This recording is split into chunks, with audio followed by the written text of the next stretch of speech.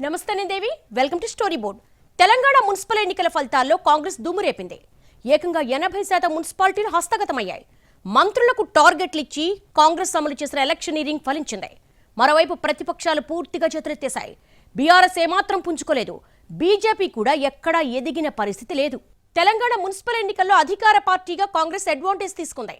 ప్రభుత్వ వ్యతిరేకత ఉందన్న ప్రతిపక్షాల అంచనాలు పటాపంచలు చేసింది. సమిష్టి కృషి, పని విభజనతో కాంగ్రెస్ వ్యూహాలు విజయవంతమయ్యాయి. తెలంగాణలో పంచాయతీ ఎన్నికల్లో అధికార పార్టీ కాంగ్రెస్ పూర్తి స్థాయిలో ఆధిపత్యం ప్రదర్శించింది. ఆ పార్టీ బలపరిచిన అభ్యర్థులే ఎక్కువ శాతం విజయాలు సాధించారు. అయితే అప్పుడు తమ ఓటమిని అంగీకరించడానికి ప్రతిపక్షాలకు మనసొప్పలేదు. పైగా పార్టీ రహిత ఎన్నికలు కావడంతో ఎవరికి వారు తమకొచ్చిన స్థానాల సంఖ్య పెంచి చూపించారనే ఆరోపణలు కూడా వచ్చాయి. దీంతో అసలు కథ మున్సిపల్స్లో తేలుతుందని ప్రతిపక్షాలు ప్రభుత్వానికి సవాల్ విసిరాయి. దీంతో మున్సిపల్ ఎన్నికల్లో ఫలితాల సరళిలో ఏవైనా మార్పు వస్తుందేమో అనే ఊహాగానాలు వినిపించాయి. కానీ ఇప్పుడు మున్సిపల్స్ ఫలితాలు అందరి అంచనాలకు తెరదించాయి. ఏకంగా 80% మున్సిపాలిటీలు కైవసం చేసుకున్న కాంగ్రెస్ తన సత్తా చాటింది. ప్రతిపక్షాలపై మరోసారి స్పష్టమైన ఆధిపత్యం ప్రదర్శించింది. ఈ ఎన్నికలు పార్టీ గుర్తుల మీదే జరగడంతో ఇక ప్రతిపక్షాలకు సాకులు చెప్పే అవకాశం లేనట్టే. సాధారణంగా అధికార పార్టీకి స్థానిక ఎన్నికల్లో అడ్వాంటేజ్ ఉంటుంది. అలా చూస్తే మున్సిపల్ ఎన్నికల్లోనూ అధికార పార్టీగా కాంగ్రెస్ కు అడ్వాంటేజ్ కొత్తేం కాదు. కానీ కాంగ్రెస్ కేవలం ఆ అడ్వాంటేజ్ ను మాత్రమే నమ్ముకోలేదు. కట్టుదిట్టంగా ఎలక్షనీరింగ్ చేసింది. సీఎం నుంచి కార్యకర్త దాకా అందరూ సమిష్టి కృషి చేశారు. మంత్రులందరికీ టార్గెట్లు ఫిక్స్ చేయడంతో మంచి ఫలితాలొచ్చాయి. మున్సిపల్ ఎన్నికలను లైట్ తీసుకోవద్దని, సీరియస్ గా పనిచేయాల్సిందేనని సీఎం పదే పదే చెప్తూ వచ్చారు. అందుకు తగ్గట్టుగానే తమ జిల్లాలో ఎక్కువ సీట్లు సాధించాలనే లక్ష్యంతో ఎక్కడికక్కడ స్థానిక కాంగ్రెస్ నేతలు, మంత్రుల ఆధ్వర్యంలో పోటాపోటీగా పనిచేయడం కలిసొచ్చింది. దీంతో ప్రతిపక్షాలు కాంగ్రెస్ కు కనీస పోటీ ఇవ్వలేక చేతులెత్తేశాయి. ప్రతిపక్ష పార్టీలు బీఆర్ఎస్ కానీ లేకపోతే భారతీయ జనతా పార్టీ కానీ గాలి కబుర్లు, కట్టుకథలు, అట్లాగే ఉన్నది లేనట్టు, లేనిది ఉన్నట్టు అనేక రకాలైనటువంటి ప్రచారాల్ని రాష్ట్ర ప్రభుత్వం పైన, పార్టీ పైన ప్రచారం చేశారు. ప్రజలు గమనించారు. ప్రజాప్రభుత్వం రాష్ట్ర ముఖ్యమంత్రి రేవంత్ రెడ్డి గారి నాయకత్వంలో ఇది ప్రజల కోసం చేస్తున్నటువంటి అనేక సంక్షేమ కార్యక్రమాల్ని, అభివృద్ధి కార్యక్రమాల్ని, ప్రజల పట్ల ఈ ప్రభుత్వానికి ఉన్నటువంటి నిబద్ధతని, విశ్వసనీయతని గమనించి ఈ గాలి కబుర్లు చెప్పేటువంటి వాళ్ళందరికీ కూడా పూర్తిగా వాళ్ళ స్థానం ఏంటో ఓటు ద్వారా వారికి చూపించారు. నిజానికి కాంగ్రెస్ లో అక్కడక్కడ అసంతృప్తులు, వర్గ విభేదాలు కూడా చేటు చేస్తాయనే అభిప్రాయాలు వచ్చాయి. కానీ అందరూ కలిసికట్టుగా పార్టీ బీఫామ్ ఇచ్చిన అభ్యర్థుల్ని గెలిపించాలని హైకమాండ్ ఇచ్చిన పిలుపు పనిచేసింది. ఎవరికి వారే మున్సిపల్స్ ను సవాల్గా తీసుకుని కష్టపడ్డారు. అన్నింటికి మించి ఈ ఎన్నికల్లో గెలిస్తేనే క్యాడర్ బలోపేతమవుతుందని, అప్పుడే రాబోయే అసెంబ్లీ, పార్లమెంట్ ఎన్నికల్లో పని తేలికవుతుందనే ఆలోచన ఎమ్మెల్యేల్ని కూడా కదిలించింది. ప్రతిపక్షాల విమర్శల్ని పట్టించుకోకుండా మున్సిపాలిటీ వారీగా ఎన్నికల వ్యూహాలను అమల్లో పెట్టిన కాంగ్రెస్ అనుకున్నది సాధించింది. మొన్నటి అసెంబ్లీ ఎన్నికల్లో విజయం తర్వాత ఏ ఎన్నికొచ్చినా ప్రత్యేక వ్యూహాలు, వరుస సమీక్షలతో ప్రతిపక్షాల ఊహకు అందని విధంగా విజయాలు సాధిస్తోంది కాంగ్రెస్. మున్సిపల్ ఎన్నికల్లోనూ అదే ఒరవడి కొనసాగించింది. తన బలాలపై పూర్తి స్థాయిలో దృష్టి పెడుతూనే బలహీనతలంటూ ప్రతిపక్షాలు ప్రస్తావించిన అంశాలపైన ఫోకస్ పెట్టింది. అధికారంలో ఉన్నాం కదా, గెలిచేస్తాంలే, అంతదాకా వస్తే ఎక్సఫీషియో సభ్యులతో మేనేజ్ చేద్దాం అనే ఉదాసీనతకు కాంగ్రెస్ ఎప్పుడూ తావివ్వలేదు. మొదటి నుంచి అత్యంత అప్రమత్తంగా వ్యవహరిస్తూ వచ్చింది. కేవలం తమకు పట్టున్న స్థానాలపైనే కాకుండా ప్రతిపక్షాలకు అడ్వాంటేజ్ అనుకున్న స్థానాలపైన ప్రత్యేక దృష్టి పెట్టింది. ఇక్కడ గెలుస్తాం, అక్కడ గెలవలేం అనే ఆలోచన కాకుండా అన్ని చోట్ల గెలవాల్సిందేననే పట్టుదలతో పనిచేయాలని క్యాడర్కు ముందే దిశానిర్దేశం జరిగింది. దీనికి తోడు జిల్లాల వారీగా గాంధీ భవన్లో నిర్వహించిన సమీక్షా సమావేశాలు బాగా కలిసొచ్చాయి. నేతల మధ్య చిన్న చిన్న పరపచాలున్నా ఎన్నికల్లో ఆ ధోరణులు పక్కన పెట్టి పార్టీ బలోపేతం దిశగా పనిచేయాలంటూ అగ్రనేతలు చేసిన హితబోధ క్యాడర్ చెవికెక్కింది. ఏ నేతకు పదవి రావాలన్నా మొదట అధికారం ఉండాలి. అలాగే ఉన్న అధికారాన్ని ఎప్పటికప్పుడు బలోపేతం చేసుకుంటూ అధికార పార్టీగా ప్రతి ఎన్నికల్లో సత్తా చాటాల్సిందే అనే సంకల్పం క్షేత్రస్థాయిలో మంత్రంలా పనిచేసిందని కాంగ్రెస్ నేతలంటున్నారు. కొన్ని చోట్ల ప్రతిపక్షాలు అసత్యపు ఆరోపణలు, అభూత కల్పనలతో ఓటర్లను తప్పుదోవ పట్టించే ప్రయత్నం చేసినా అవేవీ ఫలించకుండా కాంగ్రెస్ నేతలు ఎక్కడికక్కడ కాచుకున్నారు.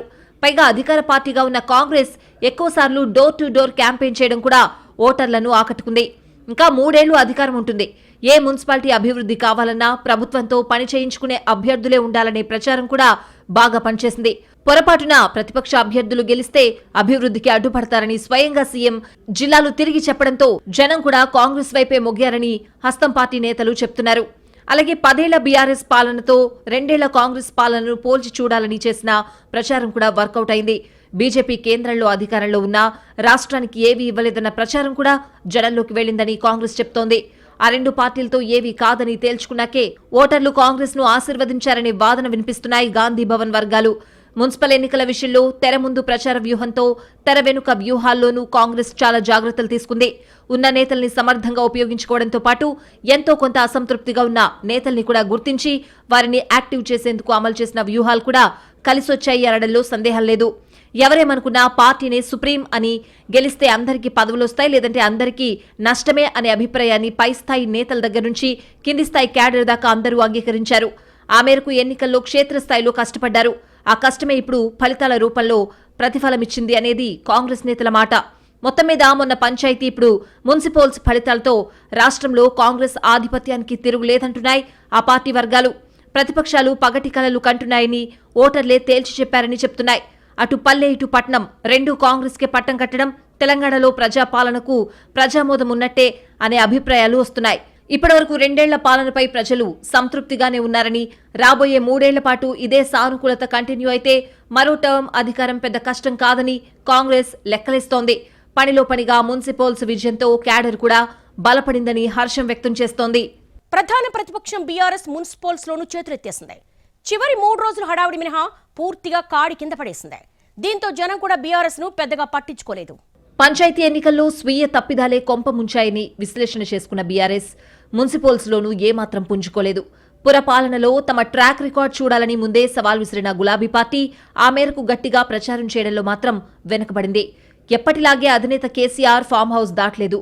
కనీసం కేటీఆర్, హరీష్ రావు కూడా విస్తృతంగా ప్రచారం చేయకుండా కేవలం 3 రోజుల ముచ్చటతో సరిపెట్టారు. ఓవైపు అధికార పార్టీ ఎన్నికల్ని సీరియస్ గా తీసుకుని పనిచేస్తూ ఉంటే, ప్రధాన ప్రతిపక్షంగా మరింత పకడ్బందీగా వ్యవహరించాల్సిన బీఆర్ఎస్ మున్సిపల్స్ ను లైట్ తీసుకోవడం ఆ పార్టీ క్యాడర్ కు కూడా జీర్ణం కావడం లేదు. ప్రచారంలో సీరియస్నెస్ పెంచి ఉంటే ఖచ్చితంగా మెరుగైన ఫలితాలు వచ్చేవి అనేది గులాబీ క్యాడర్ ఉద్దేశంగా ఉంది. కానీ అగ్రనేతలు మాత్రం కాడి కింద పడేసి ఓటర్లకు కూడా ప్రతికూల సంకేతాలు పంపారని ఆవేదన చెందుతున్నారు కార్యకర్తలు. అసలు గెలవాలనే గట్టి సంకల్పం, ప్రచారంలో సమగ్ర వ్యూహం లేకుండా ఏ పార్టీ అయినా జనంతో ఎలా ఓట్లు వేయించుకోగలుగుతుంది అనేది రాజకీయ వర్గాల నుంచి కూడా వస్తున్న ప్రశ్న. అసలు గ్రామీణ తెలంగాణ కంటే పట్టణ తెలంగాణలోనే తమ బలం ఎక్కువని మొదటి నుంచి బీఆర్ఎస్ అనుకుంటూ వచ్చింది. మొన్నటి అసెంబ్లీ ఎన్నికల్లోనూ పల్లెల్లోనే కొంప మునిగిందని లెక్కలేసుకుంది. అలాంటప్పుడు అర్బన్ తెలంగాణలో ఉన్న క్యాడర్ను, పార్టీ బలాన్ని సమర్థంగా వాడుకోవాల్సిన పరిస్థితి ఉంది. కానీ బీఆర్ఎస్ మాత్రం మున్సిపల్స్ ప్రకటన వచ్చాక కూడా ఇతర అంశాలపై ఎక్కువ దృష్టి పెట్టి ఎన్నికల ప్రచారాన్ని గాలికొదిలేసింది. ఆ తర్వాత కూడా మొక్కుబడిగా 3 రోజులు క్యాంపెయిన్ చేసి మమా అనిపించింది. దీంతో ఓటర్లు కూడా బీఆర్ఎస్ ను లైట్ తీసుకున్న పరిస్థితి కనిపించింది. గట్టిగా మాట్లాడితే ఇప్పుడు బీఆర్ఎస్ గెలిచిన స్థానాలు కూడా ఓటర్ల దయ్యే తప్ప ఆ పార్టీ వ్యూహరచన చేసింది తక్కువే అని చెప్పడానికి సందేహించాల్సిన పనేం లేదు. అసలు బీఆర్ఎస్ సమస్య ఏంటో ఆ పార్టీ క్యాడర్కే పూర్తిగా అర్థం కావడం లేదు. అధికారంలో ఉన్నంతకాలం తనకు ఎదురు లేదు అన్నట్టుగా ఉన్న గులాబీ పార్టీ ఒక్కసారి ఓడిపోగానే పూర్తిగా అస్త్ర సన్యాసం చేసింది.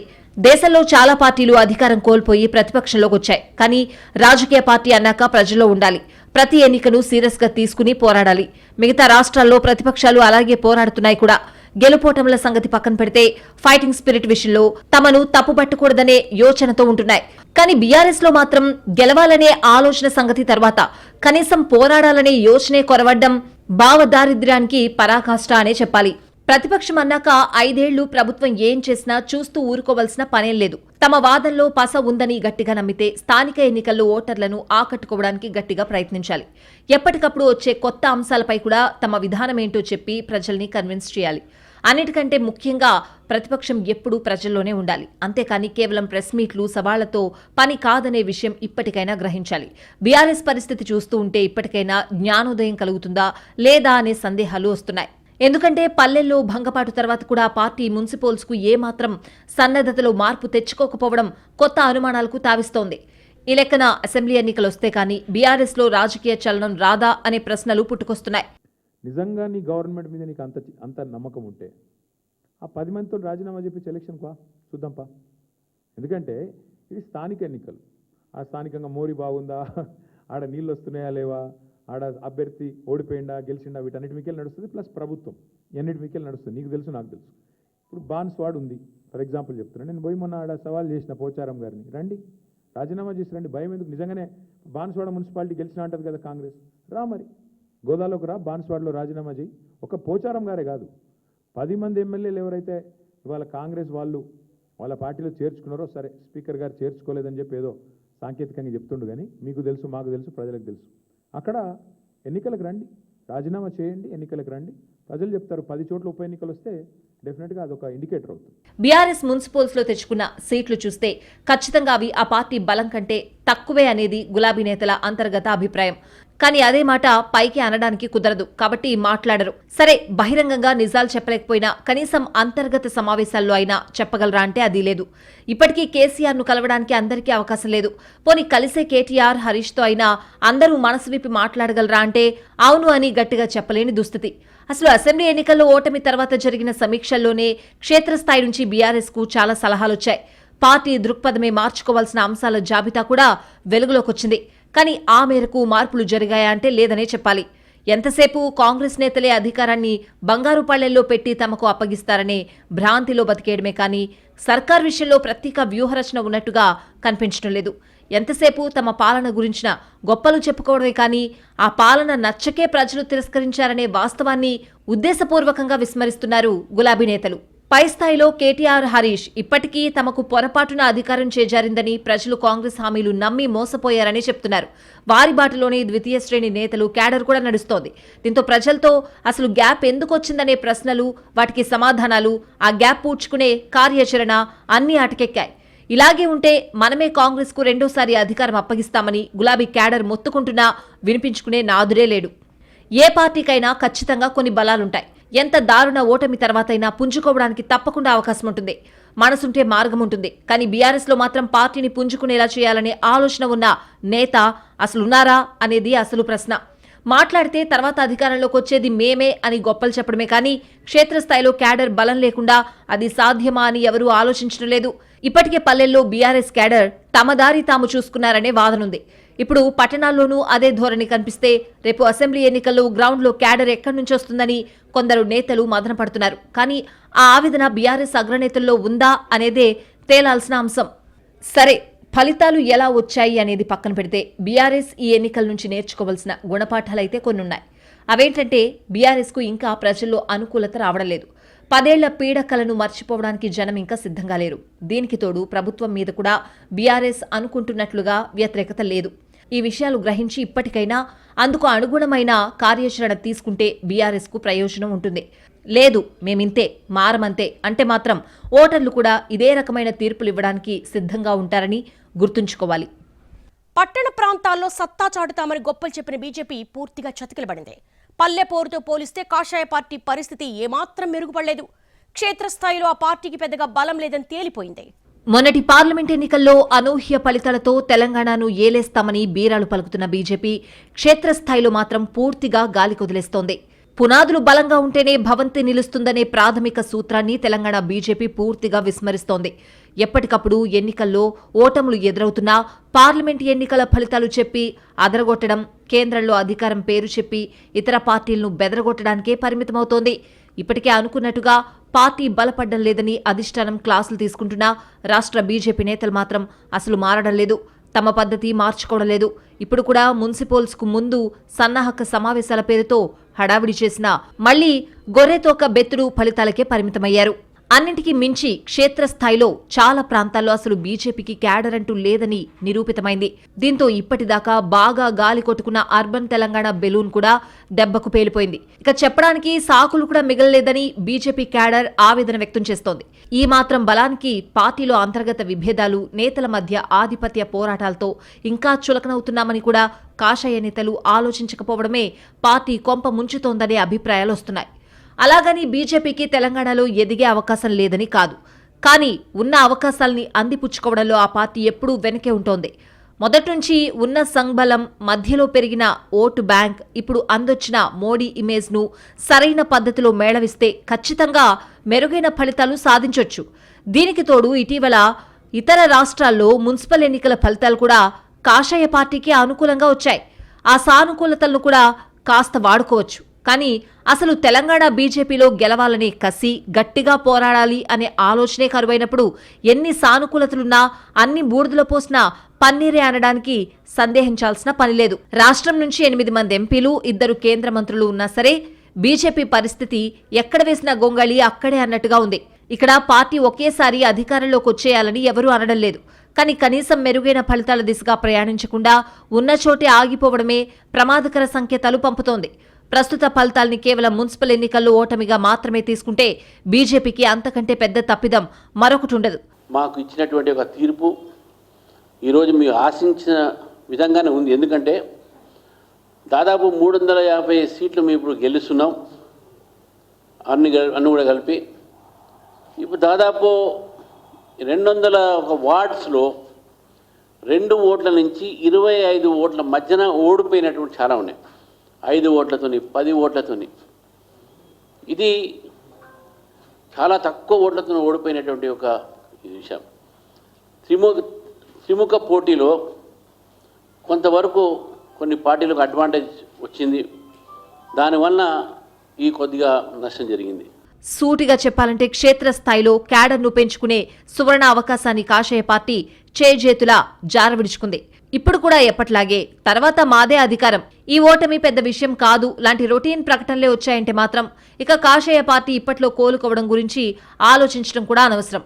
ఢిల్లీలో మోడీ విజయాలు సాధించి సంతృప్తి చెందితే అదే చాలనుకుంటున్నారని నమ్మాల్సి వస్తుంది. ఇప్పటికే రాష్ట్ర బీజేపీ నేతల తీరుతో విసుగుపోయి మున్సిపల్స్లో ఓటర్లు కర్రు కాల్చి వాత పెట్టారని ప్రత్యర్థులు అంటున్నారు. ఇప్పటికైనా మోడీ పేరు చెప్పి పబ్బం గడుపుకునే ఆలోచన మానేసి రాష్ట్ర స్థాయి అంశాలపై దృష్టి పెట్టి కాస్త ప్రజల్లో ఉండడంపై ఫోకస్ చేస్తేనే పార్టీ పరిస్థితి మెరుగుపడుతుంది. లేకపోతే మాత్రం ప్రస్తుత స్థితిలో పెద్దగా మార్పులొస్తాయని ఆశించడం అత్యాశ అవుతుంది. బీజేపీ వాస్తవ బలం ప్రకారం చూసినా తెలంగాణలో ఆ పార్టీకి మెరుగైన ఫలితాలొచ్చే అవకాశాలు లేకపోలేదు. కానీ రాష్ట్ర పార్టీ నేతల అలసత్వమే పార్టీని చావు దెబ్బతీస్తోంది. చివరకు బీజేపీకి ఓటేయాలనే ఆసక్తున్న ఓటర్లు కూడా నేతల తీరు చూసి మనసు మార్చుకునే పరిస్థితులున్నాయంటే అతిశయోక్తి కాదు. ఇంకా గట్టిగా మాట్లాడితే ప్రస్తుత తెలంగాణ బీజేపీ నేతల తీరు ఒకప్పటి కాంగ్రెస్ నేతల్ని మరిపిస్తుందనే కామెంట్లు కూడా లేకపోలేదు. ఈ విషయం కాషాయ పార్టీ నేతలకు తెలిసినా తెలియనట్టుగా నటిస్తున్నారు. కేవలం ఎన్నికలప్పుడు తప్పితే మిగతా సమయాల్లో పార్టీ పరంగా సంస్థాగతంగా కార్యాచరణ లేకపోవడం కూడా మైనస్గా మారుతోంది. ఈ సంగతి అధిష్టానం కూడా గుర్తించి హెచ్చరించిన రాష్ట్ర పార్టీ పనితీరు మారకపోవడం అతిపెద్ద నిర్లక్ష్యమే. ఎక్కడైనా పార్టీ బలహీనంగా ఉన్నప్పుడు సరైన ఫలితాలు రావు. ఇక్కడ ఎన్నికకు పెద్దగా తేడా కూడా రాదు. అలాగే ఇప్పటికే బలపడాల్సిన స్థాయిలో బలపడ్డ పార్టీకి వచ్చే స్థానాల్లో మరీ ఎక్కువ మార్పు ఉండదు. కానీ బలహీన పార్టీ నుంచి బలమైన పార్టీగా ఎదిగే క్రమంలో ఉన్న పార్టీకి ప్రతి ఎన్నిక ఫలితము ప్రాధాన్యత ఉన్నదే. అసలు ఉనికి లేని రాష్ట్రాల్లోనూ అనూహ్యంగా అధికారం చేజిక్కించుకుంటున్న కాషాయ పార్టీ ఎప్పటినుంచో ఉనికి ఉండి చెప్పుకోదగ్గ ఓటర్ల మద్దతున్న తెలంగాణలో మాత్రం ఎప్పటినుంచో బలపడే క్రమంలో ఉన్న పార్టీగానే కొనసాగడం ఆ పార్టీ అధిష్టానానికే చికాకు తెప్పిస్తోంది. అప్పటికీ రాష్ట్ర పార్టీ స్థితిగతుల్ని మెరుగుపరచడానికి ఖచ్చితమైన కార్యాచరణ ఇచ్చినా, వ్యూహరచన చేసినా ఫలితం కనిపించకపోవడం ఇంకా నిరాశ కలిగిస్తోంది. ఇక్కడ పార్టీ మరీ బలహీనంగా ఉంటే కాస్త చేయూతివ్వచ్చు. అసలు ఓటు బ్యాంక్ లేకపోతే ఏదోలా పెంచొచ్చు. కానీ తెలంగాణలో మాత్రం బీజేపీకి కాస్త బలం, చెప్పుకోదగ్గ ఓటు బ్యాంక్ ఉన్నా నేతలకు సరైన దృక్పథం కొరవడుతోంది.